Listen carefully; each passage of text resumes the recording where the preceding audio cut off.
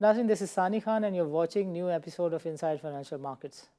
नाज़रीन, आज के प्रोग्राम में we are going to talk about the REITs. TPL group, they are going to come up with a fund that is going to do investment, and that is going to launch a hybrid fund that would seek investment from the unit holders, and it would invest in the real estate sector. IT related भी एक आध project है जिसमें ये काम करेंगे। Talking about Pakistan के अंदर डॉल्मन रीट्स एक प्रोजेक्ट है जो कि पहले आ चुका है, and we have seen how it has performed. And going forward real estate sector के ऊपर जिस तरीके से फेटफ और दुनिया की नज़रें हैं, और जो पाकिस्तान में word on the street about the real estate sector है वो डॉक्यूमेंटेशन का है। सो गोइंग फॉरवर्ड पाकिस्तान में रीट्स का कितना पोटेंशियल है, why groups like TPL they are getting into the REITs, what are the prospects, what are their plans, ये सब बातें डिस्कस करने के लिए आज हमने प्रोग्राम में शिरकत की दावत दी है अली असगर को, who happens to be the CEO of the REITs, TPL REITs. Ali Asghar, welcome to the show and assalamu alaikum.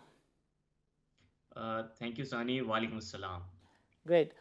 So Ali, we would want you कि आप हमारे जो व्यूवर्स हैं उनके लिए थोड़ा सा शेयर करें कि globally what is the perspective locally when you look at certain FATFs related situation के जहाँ पे डॉक्यूमेंटेशन और प्रॉपर्टी से रिलेटेड काफ़ी सारी चीज़ों को इन्फोर्स किया जा रहा है। Why have you chosen this particular time, and what are the prospects of your this fund? Thank you सानी। बिस्मिल्लाहिर्रहमानिर्रहीम। टू स्टार्ट विद, देखें इंटरनेशनली अगर रियल एस्टेट इन्वेस्टमेंट्स को देखा जाए तो ये रीट के स्ट्रक्चर के तहत होती हैं। बिकॉज रीट विच इज़, नाजरीन के लिए मैं बता दूं कि real estate investment trust, so this is the right structure and well tested structure all over the world, especially in the developed world. चूंकि ये रेगुलेटेड होता है, it's a most regulated and most transparent, so that's why investor का confidence होता है अगर उसने yield partake करनी है रियल एस्टेट के अंदर तो वो रीट्स के अंदर इन्वेस्ट करके करते हैं। B it US market, B it European market, B it Singapore market. Singapore और US स्पेशली मैं कहूँगा कि रीट की बहुत बड़ी मार्केट्स हैं दुनिया में। कोई तकरीबन सिंगापुर के अंदर एज पर आर रिसर्च कोई 68 बिलियन डॉलर की रीट मार्केट है। तकरीबन आपका US के अंदर ये 100 बिलियन डॉलर की मार्केट है। अच्छा, सिंगापुर में इस वक्त कोई 68 to 70 रीट्स हैं। US में कोई 300 रीट्स हैं इस वक्त। UK में कोई 45 रीट फंड्स इस वक्त हैं। और थोड़ा सा यूरोप के और ममालिक में जाएं तो फ्रांस में कोई 51 है इस वक्त। कनाडा की तरफ कोई 29 रीट फंड्स हैं। अच्छा, फिर हम थोड़ा सा रीजनल मार्केट में आ जाते हैं जहाँ से हम अपने आप को थोड़ा सा कंपैरेबल अगर मैं कहूँ पाकिस्तान के केस में। सो हांगकांग है 48 रीट्स, थाईलैंड के अंदर हैं, थाईलैंड सॉरी हांगकांग में कोई 11 रीट्स हैं और थाईलैंड में कोई 60 रीट्स हैं इस वक्त। Even Malaysia has 19। पाकिस्तान में आप ये कहें कि ये थोड़ा सा एक अर्ली स्टेज पे है, although REIT regulations were there since 2008, but इसमें बहुत ज़्यादा हमें एक्टिविटी देखने में नहीं आई। उसकी कुछ वजूहात हैं, मैं वो बयान करूंगा और देन मैं आपको बताऊंगा कि what has now made us to look at this and हम ये रीट फंड ला रहे हैं after this this gap. So आपने देखा होगा 2015 में पहली रीट आई आरिफ हबीब की, और उसके बाद एक गैप था। अच्छा, इसकी कोई दो तीन वजूहात हैं, जिसमें से एक ये है कि देखिए कोई भी बिजनेस वो टैक्स न्यूट्रल पोजीशन पे ऑपरेट कर सकता है या टैक्स एडवांटेजियस पोजीशन पे ऑपरेट कर सकता है, टैक्स डिसएडवांटेजियस पोजीशन पे ऑपरेट नहीं कर सकता। सो इसमें इन्होंने थोड़ा सा किया क्या था अर्लियर के, रीट को इन्होंने रीट के डिविडेंड को 25% टैक्स कर दिया था कॉर्पोरेट्स के लिए। जबकि अगर वही कॉर्पोरेट और वही इंस्टीट्यूशंस या वही इंडिविजुअल इन्वेस्टर किसी और म्यूचुअल फंड में इन्वेस्ट करते हैं तो उनके डिविडेंड पे 15% टैक्स होता था। सो ये एक 10% का एक नेगेटिव डेल्टा क्रिएट हो गया था, जिसकी वजह से investors were not looking at it. So किसी भी फंड के रीट फंड के लिए ये मतलब फिजिबल नहीं था कि उस वक्त रीट फंड लाया जाए। सेकेंडली, रीट रेगुलेशंस जो अर्लियर एसईसीपी ने प्रोमलगेट किए थे, उसमें they were not at par with international best practices. उसमें उसमें कुछ कुछ चीज़ों की कमी थी। सो जैसे एक चीज़ मैं कहूँ कि अर्लियर क्या था कि आप एक रीट फंड लाते थे, सॉरी एक प्रोजेक्ट एक रीट फंड होता था। सो अब आपको दूसरा प्रोजेक्ट करना है, तो आपने दूसरा रीट फंड लॉन्च करना है। सो इस तरह जितने आप प्रोजेक्ट्स करते हैं इतने रीट फंड लॉन्च करते जाएं, तो ये बेसिकली फिजिबल नहीं होता आपके लिए कि एक फंड में एक ही प्रोजेक्ट हो, बिकॉज आपकी उसमें मैनेजमेंट कॉस्ट है, दूसरी कॉस्ट है, वो एमोटाइज ही नहीं हो पाती हैं। सो एक ये बात है। सो इसलिए भी ये फिजिबल नहीं था। सेकेंडली, जब एक प्रोजेक्ट एक रीट फंड होता है तो उसमें कोई ग्रोथ एंगल नहीं होता। आप इन्वेस्टर्स के लिए जहां ग्रोथ एंगल क्रिएट नहीं कर पाएंगे, तो वो आपका जो स्टॉक है, वो जो यूनिट है, वो कभी भी राइटली प्राइस नहीं होगा आपके स्टॉक एक्सचेंज पे या इवन प्राइवेट मार्केट के अंदर। सो यही आपने थोड़ा सा देखा होगा कि अर्लियर ये सेक्टर डेवलप नहीं हो सका। देखिए, जितनी ज्यादा रीट आएंगी, जितनी भी एक सेक्टर में ज्यादा कंपनीज आएंगी, जितना ज्यादा उसमें ग्रोथ एंगल होगा, जितना ज्यादा डाइवर्सिफिकेशन की गुंजाइश होगी।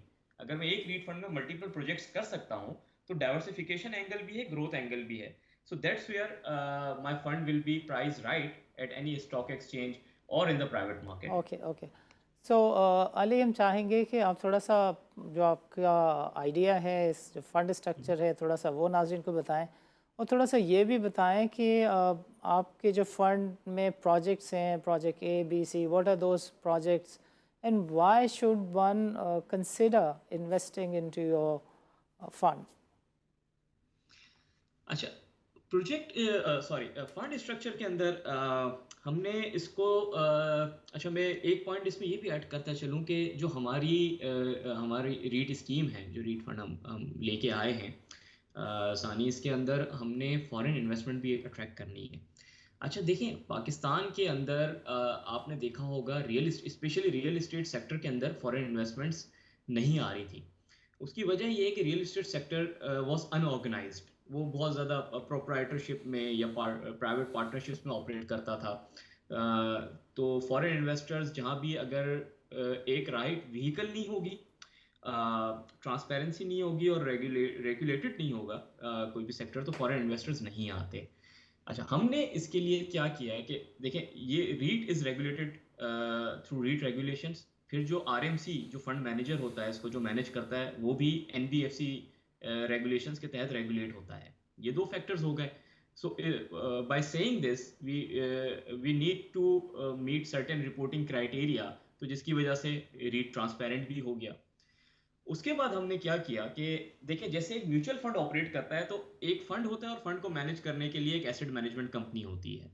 तो रीट के अंदर भी ऐसा ही होता है, एक रीट फंड होता है और उसको मैनेज करने के लिए एएमसी की जगह आरएमसी होती है, REIT management right. Company. So we have REIT management company, underneath there is a REIT fund. Any local investors from the local market, whether individual, whether institution, whether corporate, can invest directly into that REIT fund.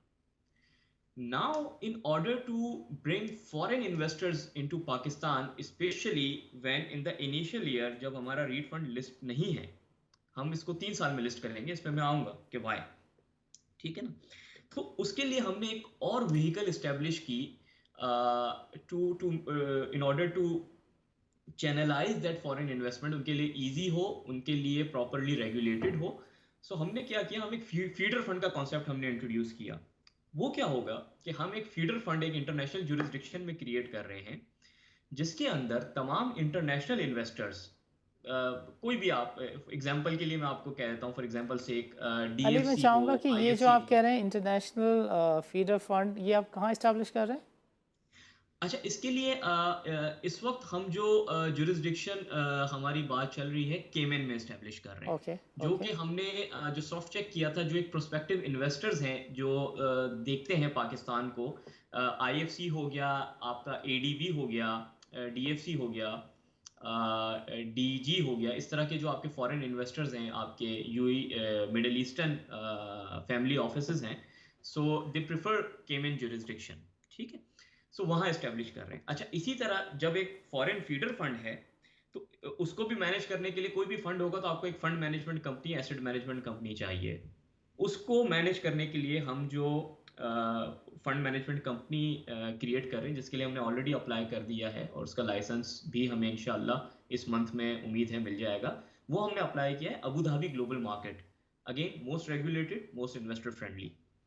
सो हमने investors की choice को देखते हुए, जहाँ investors का comfort ज़्यादा है, उनको एक न्यूट्रल So you've जुरिस्डिक्शन मिल chosen गया। Cayman Island and this केमन island for creation of, for registration of fund, and उस फंड मैनेजमेंट कंपनी के लिए हमने चूज किया है जो इस फंड को मैनेज कर रही होगी, उसके लिए हमने लोकेशन चूज की है Abu Dhabi global market, ADGM कहते हैं इसको as So a short the form. feeder fund is created in Cayman Island, and the company हो रहा that it है operate it would be based out in UAE, correct? UAE, बिल्कुल Okay, correct. great. Ali, it's time for a short break. वक्फे के बाद बातचीत का सिलसिला नाज़रीन हम यहीं से शुरू करेंगे. Let's meet after a short break.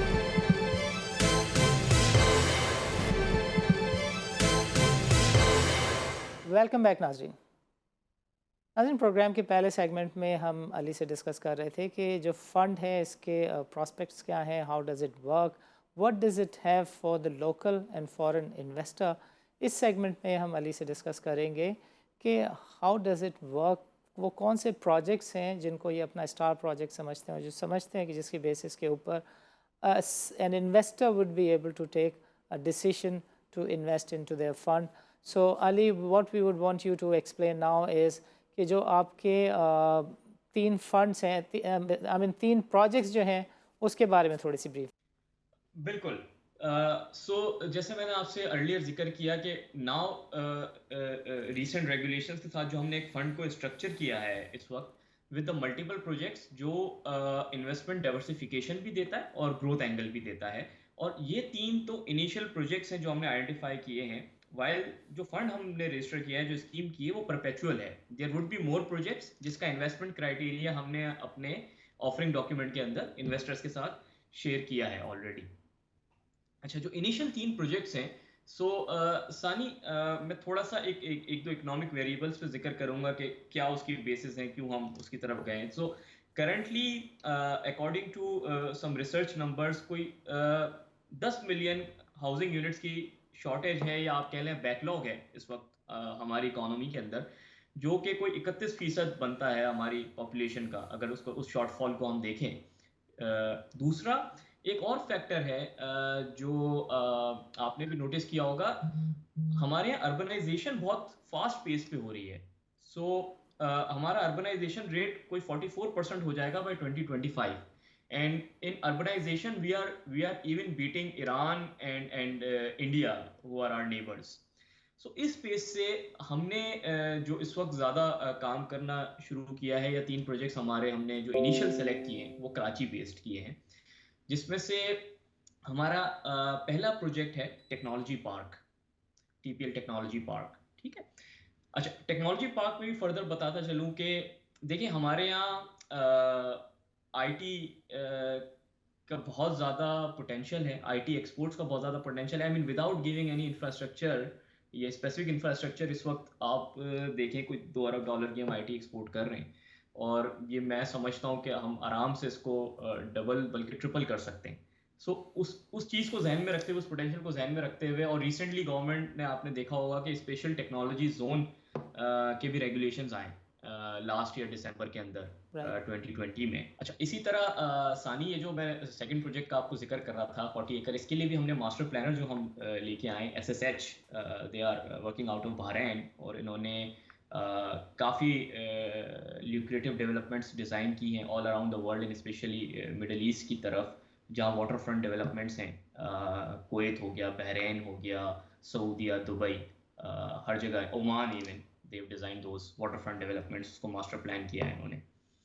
और ये कोई तकरीबन this is the major project currently out of 3। सो इसका कोई डेवलपमेंट पोटेंशियल है सानी, कोई around 12-12.5 million square feet space हम इसमें डिज़ाइन कर रहे होंगे।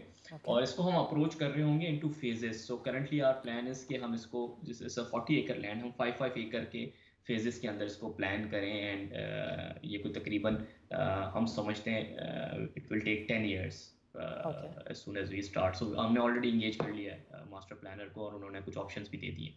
तीसरा जो प्रोजेक्ट है सानी हमारा, it is right at the city centre Civil Lines के अंदर. ये है सानी, it's a residential building by the name of One Hoshang. Okay.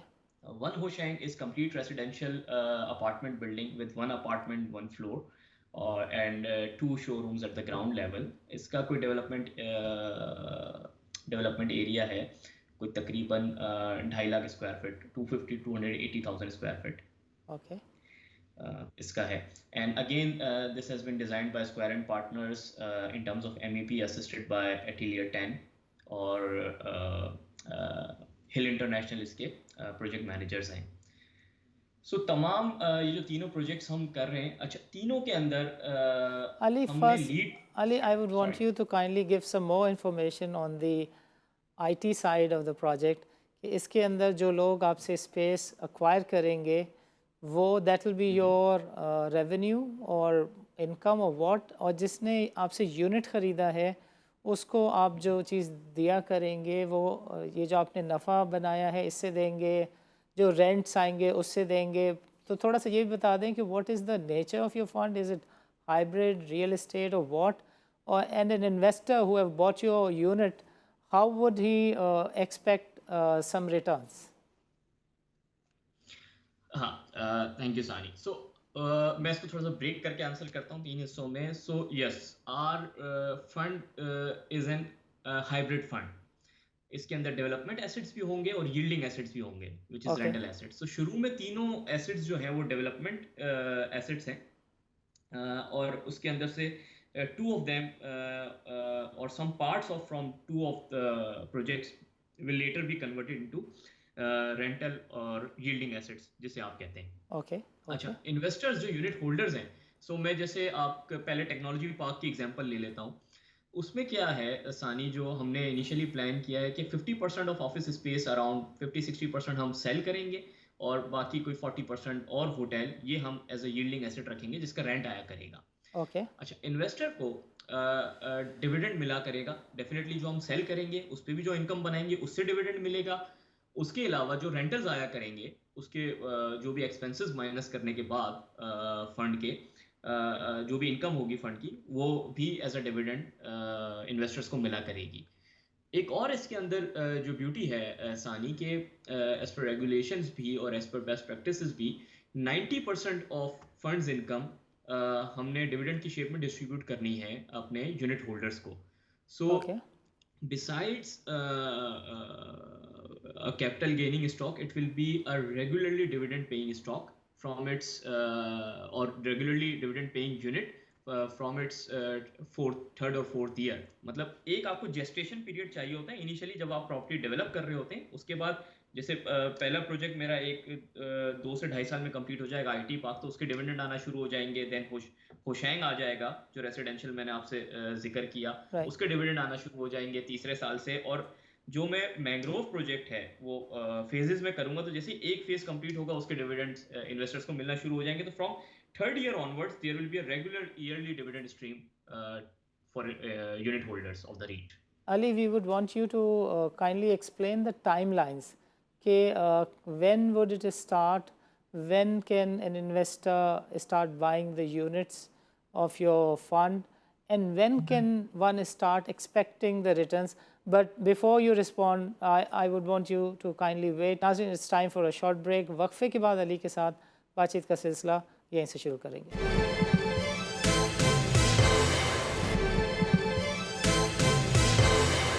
Welcome back नाज़रीन. नाज़रीन, वक्फे से पहले हमने अली से पूछा था कि व्हाट आर द टाइमलाइंस, ये जो फंड है कब स्टार्ट होगा, कब investor will be able to buy the units, and when one can start expecting कि ये फंड्स जो हैं वो अपने रिटर्न्स जो है वो इन्वेस्टर्स के साथ शेयर करे, यूनिट होल्डर्स के साथ शेयर करे. Ali, over to you. Thank you सानी.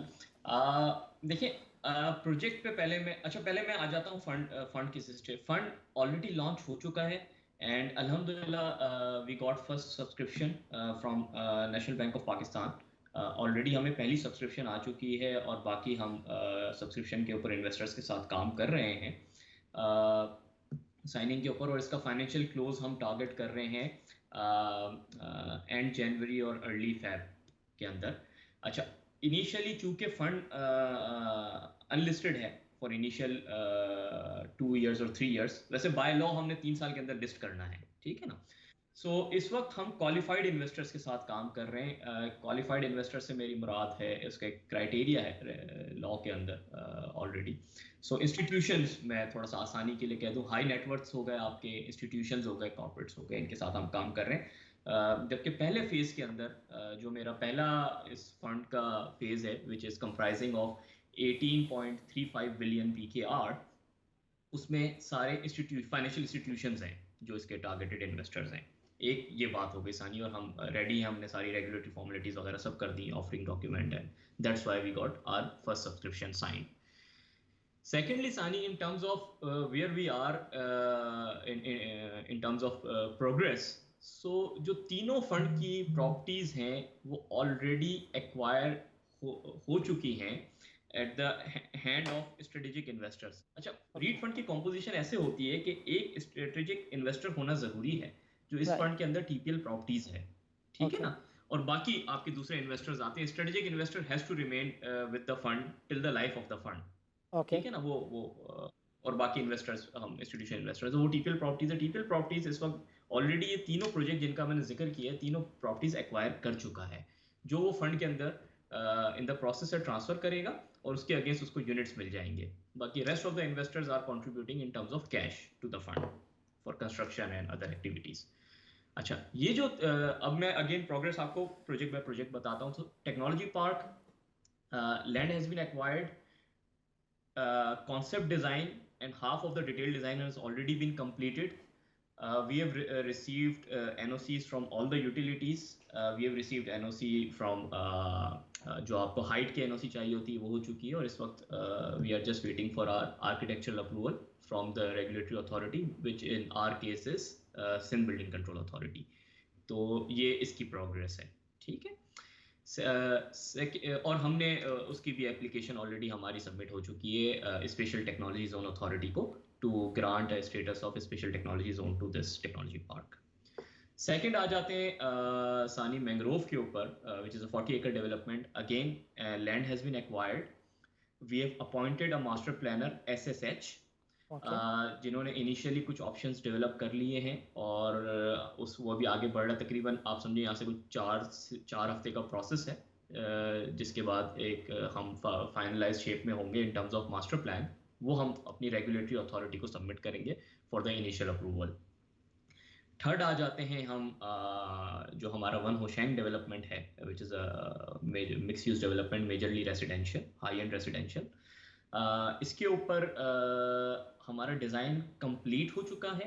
तमाम जो NOCs हैं, अच्छा, ये इट्स आवर हेरिटेज प्रोजेक्ट, और हमने स्पेशली इसमें हेरिटेज डिपार्टमेंट से भी NOC ली है, और इसमें हम हेरिटेज जो पार्ट है उसको रिटेन कर रहे हैं और न्यू डेवलपमेंट के साथ उसको डवटेल कर रहे हैं। Okay. सो ये NOC भी आ गई है, तमाम इसमें हमने चीज़ें कंप्लीट कर ली हैं। We are just again waiting for final go ahead from SBCA on this, ठीक है ना, कंस्ट्रक्शन के लिए।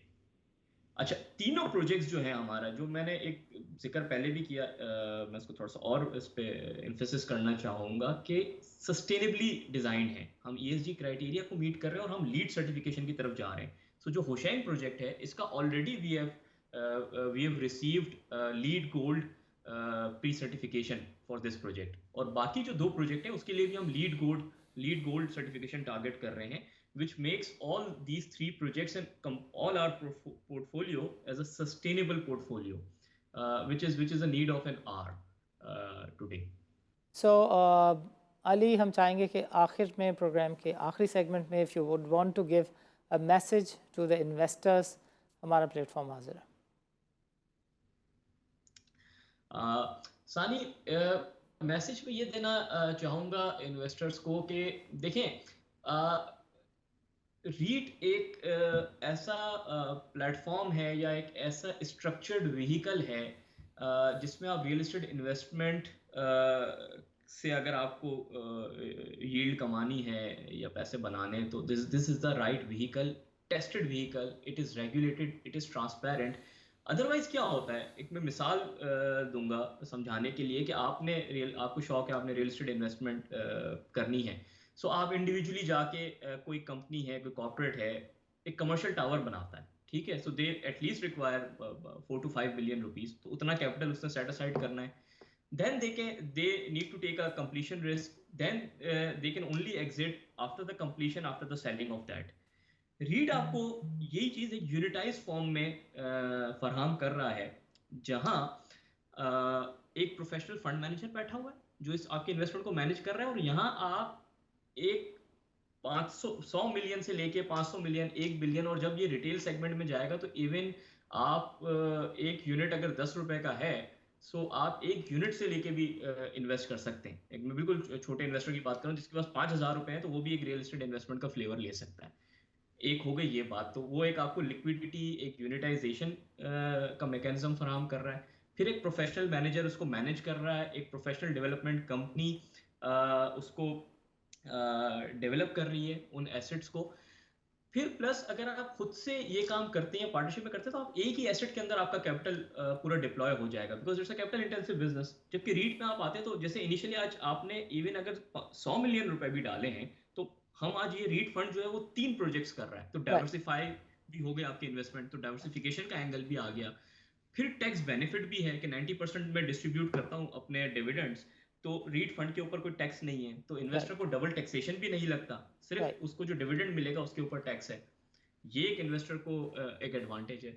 दूसरा सानी में एक और चीज हाईलाइट करता जाऊंगा एंड के अंदर, कि जो गवर्नेंस क्राइटेरिया हमने अपने रीट फंड के अंदर डाला है, which is the main crux of this is, देखिए हमने एक बोर्ड ऑफ डायरेक्टर्स होते हैं और फिर उसके अंडर सब कमिटीज होती हैं स्ट्रक्चर के अंदर। आरएमसी जो इसको ऑपरेट करता है, आरएमसी के हमारे 7 लोगों के बोर्ड के ऊपर 5 इंडिपेंडेंट लोग बैठे हुए हैं जो कि प्रोफेशनल्स हैं पाकिस्तान के नामवर। Just to name, Adnan Afaq हैं, ex MD Pakistan credit rating agency. Aliuddin Ansari हैं, he yeah, is ex Engro corporation. Then we have international director called Abdul Wahab Al Halabi, जो दुबई प्रॉपर्टीज और yeah, इन सब में रहे हैं। वैनिसा फिस्क हैं जो एक्स स्टैंडर्ड चार्टर्ड ग्लोबल में रही हैं, ठीक है। सो 5 इंडिपेंडेंट डायरेक्टर्स हैं। फिर हमारी जो इन्वेस्टमेंट कमेटी है जो रिस्पॉन्सिबल होगी कोई भी प्रोजेक्ट को सेलेक्ट करने के लिए, डेवलपर को सेलेक्ट करने के लिए, एडवाइजर को सेलेक्ट करने के लिए, it's comprising of all 3 independent directors. उसमें कोई मैनेजमेंट रिप्रेजेंटेशन नहीं होगी, right, so they all will be independently selecting और सेइंग यस और नो टू एनी प्रोजेक्ट। तो यहाँ भी हमने बिल्कुल कोई कॉन्फ्लिक्ट कुछ नहीं होगा, और वो एक प्रोफेशनली इंडिपेंडेंटली मैनेज हो रहा है। सो ये एक बहुत इंपॉर्टेंट चीज़ है। तीसरा, हमने एक इंटरनेशनल बेस्ट प्रैक्टिस को देखते हुए एक बोर्ड ऑफ एडवाइजर भी रखा है इंटरनेशनल लेवल पे, जिसमें अगेन इंटरनेशनली रिप्यूटेड लोग हैं। वकार मलिक साहब हैं, असद नकवी साहब हैं, जो एपिस फंड्स के साथ होते हैं। Waqar Malik sahab ex ICI and currently CEO Fauji foundation. So ये एडवाइस कर रहे होंगे in terms of governance of the company और बेस्ट इंटरनेशनल प्रैक्टिसेस के ऊपर। सो ये हम एक okay, और स्पॉन्सर और मैनेजमेंट का इसमें कोई भी इसमें अमल दखल नहीं होगा इन चीज़ों understood, में। तो understood. ये एक Ali, बेस्ट प्रैक्टिस को हम you लेंगे। have mentioned almost everything except one thing, कि जो रिटर्न्स हैं ग्लोबली वो किस तरह के रहते हैं और यहाँ का इन्वेस्टर किस तरह के रिटर्न एक्सपेक्ट कर सकता है। व्हाट इज़ योर वेग पिक्चर, वेग idea of returns, expected returns? Sir globally देखिए डिफरेंट चीज होती है। एक आपको मेजर करना होता है ग्लोबली बैंक रेट्स क्या हैं, कहीं या मुल्कों में नेगेटिव हैं, कहीं 1% हैं, दूसरे मुल्कों में भाई इन्फ्लेशन का पाकिस्तान में डिफरेंट वो है। प्रॉपर्टी तो में एक 15 मिसाल के से तौर पे मैं आपको कह 20% रहा हूँ, रिटर्न तो रहता है।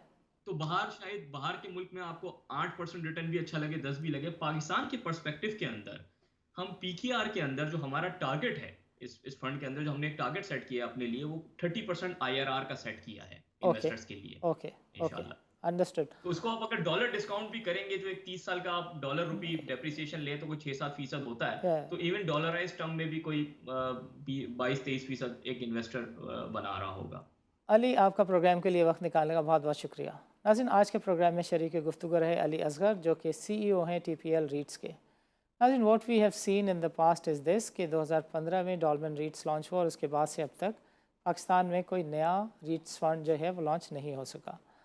TPL रीट्स मैनेजमेंट कंपनी जो है 2018 में कायम हुई, 2019 में इनको लाइसेंस मिला और अब ये 3 प्रोजेक्ट्स के साथ एक फ़ंड लॉन्च करने जा रहे हैं जिसमें लोकल और फॉरेन इन्वेस्टर के लिए व्हाट दे से इज़ एन इक्वल अपॉर्चुनिटी, और डॉलर टर्म में दे थिंक कि इनकी जो ये फ़ंड है, ये जो प्रोडक्ट है, ये 20% से ज़्यादा रिटर्न दे सकती है।